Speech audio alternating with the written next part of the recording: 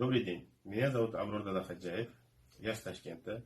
Я являюсь учредителем нескольких компаний, среди которых есть мебельное производство, где работает более 120 человек. Есть производство вареньев. Я хотел бы рассказать вам о нашей совместной работе со Светланой Якубовой. Я ее пригласил, чтобы она провела аудит в нашей компании, который производит варенье джемы. Я остался очень доволен ее аудитом. Значит, она по полочкам расставила, где какие у нас проблемы, чтобы нам лучше поменять. Также она проводила аудит среди наших сотрудников мебельной промышленности, там среди топ-менеджеров. Она четко со всеми беседовала, значит, со всеми провела переговоры.